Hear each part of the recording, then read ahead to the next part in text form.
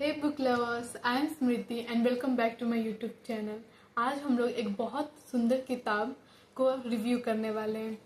आप लोग ने नाम सुना होगा the mother I never knew. इनकी राइटर है सुधा मूर्ति। और आप लोगों को नहीं पता पर मुझे सुधा मूर्ति बहुत पसंद है। लाइक उनके हर एक कहानी, उनकी राइटिंग का स्टाइल, मुझे सब चीज़ पसंद है। बहुत लोगों को लगता है कि वो केवल बच्चों के लिए स्टोरीज लिखते, बट ऐसा नहीं है। उन्होंने बहुत सारे बड़ी स्टोरी लिखी है, यानी एडल्ट कंटेंट भी उन्होंने लिखा है। तो ये बुक एक्चुअली स्टोरी के बारे में फैमिली बेस्ड। अगर आपको रिश्ते के मतलब होता है ना, डिफरेंट डिफरेंट रिश्ते के प्रोस्पेक्टिव को देखना है, कैसे एक इंसान को फील होता है जब उसको पता चलता है कि वो उसकी मदर नहीं, कोई दूसरी उसकी मदर है, या जो उसकी मदर है, मतलब बहुत कॉम्प्लेक्स फैमिली रिलेशन है। अगर आपको कॉम्प्लेक्स फैमिली रिलेशन पढ़ना अच्छा लगता है तो ये बुक मैं आपको 9 फुली रिकमेंड करूंगी। अब भी जाइए और the mother I never knew पढ़िए। एक्चुअली इस जो स्टोरी है, ये जो नोवेल है पूरा the mother I never knew, इसके 2 पार्ट है। लाइक एक ही नोवेल के 2 स्टोरीज है इंडिविजुअल, वो दोनों एक दूसरे से बिल्कुल भी कनेक्टेड नहीं है। हमारी स्टोरी के जो फर्स्ट प्रोटेगनिस्ट है यानी हीरो, मतलब उस कहानी के, वो उनका नाम है वेंकटेश। और वो मतलब लाइक कोई 23-24 साल का बंदा नहीं है। लाइक वो बूढ़ा बूढ़ा भी नहीं, लाइक जवान मिड एज है वो। तो स्टोरी में शुरुआत में ऐसा होता है कि वो एक लाइक बैंक में काम कर रहे, नॉर्मल क्लर्क है। और जो उनकी वाइफ है वो बहुत अमीर रहती है, लाइक अमीर वाली अमीर। लाइक अगर वो जॉब ना भी करे तो उनकी फैमिली को कोई प्रॉब्लम नहीं होगा, लाइक कोई फर्क भी नहीं पड़ेगा कि वो कमा रहे कि नहीं कमा रहे।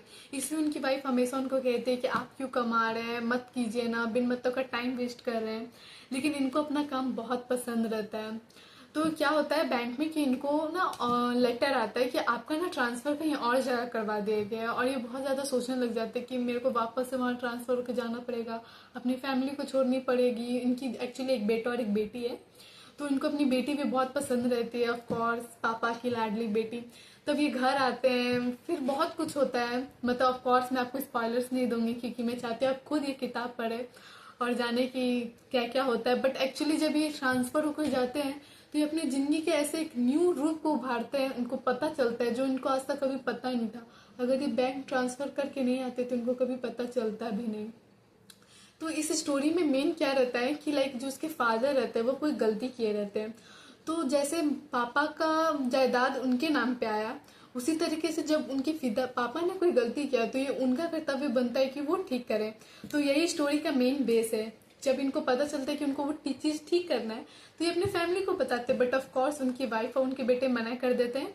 और उस स्टोरी में आगे क्या हुआ ये बहुत लाइक हर्टफुल है। तो आप लोग ये पढ़िए और तब मुझे कमेंट सेक्शन में लिखिए कि आपको लाइक उसका एंडिंग कैसा लगा। आप लोगों ने ऐसा सोचा था कि ऐसा एंडिंग होगा या नहीं।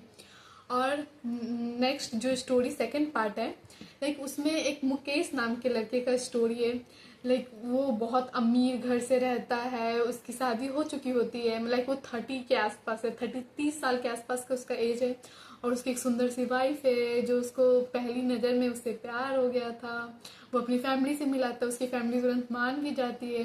फिर स्टोरी का शुरुआत होता है कि वो लोग कहीं स्विट्जरलैंड टाइप गए हुए हैं घूमने। और फिर उसकी वाइफ को चोट लग जाता है गलती से, अनफॉर्चुनेटली। वो स्काई ड्राइविंग करते रहती है और ऑफ कोर्स उसको फिर हॉस्पिटल लेके जाना पड़ता है क्योंकि जो इंजरी होता है वो बहुत सीवियर हो जाता है। और फिर उनको फिर कॉल आता है कि उनके पापा का तबीयत बहुत ख़राब है। फिर जब वो वापस घर आते हैं तो उनको पता चलता है कि उनके पापा अब नहीं रहे। और तभी से ड्रामा शुरू होता है। Like you always no in Bollywood stories, विरासत, पिता का विरासत किसके पास कितना जाएगा, किसे कितना मिलेगा। उसकी एक बहन भी रहती है, उसमें उनको एक ऐसा सच पता चलता है जो उनकी ज़िंदगी को हिला के रख देता है। और उसी चीज़ को वो बैलेंस करने के लिए वापस वापस जाते हैं, उस चीज़ को खोजने के लिए उनके साथ ऐसा क्यों हुआ, कैसे हुआ। फिर लास्ट में वो कंटेंट फील करते हैं। और इस स्टोरी का लाइक मोटिव ये था कि लाइक सबको पता होना चाहिए सेक्स एजुकेशन क्या है। लाइक उसमें जो आप लोग जब स्टोरी पढ़ेंगे तो आपको पता चलेगा। और पहले से ही मैं डिस्क्लेमर दे देती हूँ, ये दोनों स्टोरी बहुत इमोशनल है। अगर आप कभी सुधा मूर्ति की किसी स्टोरी को पढ़े होंगे तो आपको पता होगा कि वो हमेशा एम्पावरिंग चीज़ें बताती हैं। लाइक बस वो स्टोरी नहीं होता, उससे हम लोग को कुछ ना कुछ सीखने को मिलता है। तो जब आप the mother I never knew पढ़े तो मुझे याद कीजिए कि मैंने आपको ये रिकमेंड किया था। और मेरे हिसाब से अगर इस बुक को राइटिंग वाइज देखा जाए तो इसकी राइटिंग बहुत अच्छी थी। उसमें मैं इसे 5 में से 4.5 स्टार दूंगी, क्योंकि मैंने सुधा मूर्ति का महाश्वेता भी पढ़ा है और मुझे उसकी राइटिंग लाइक बेस्ट लगी थी। इसकी भी राइटिंग वैसे ही है, बट उसके कंपैरिजन में थोड़ी सी कम है, लाइक थोड़ी सी उतनी मेरे को अट्रैक्टिव नहीं लगी। और ऐसे कहानी वाइज, स्टोरीज वाइज 5/5। सो यहाँ ही हमारा वीडियो ख़त्म होता है। So like, share and subscribe, और कमेंट में लिखना मत भूलिएगा कि आपको ये किताब कैसी लगी। और अगर आपको मुझे कोई रिकमेंडेशन देना है, कोई भी हिंदी किताब या इंग्लिश किताब, प्लीज़ नीचे डिस्क्रिप्शन में लिखिए। Bye, that's all, thank you.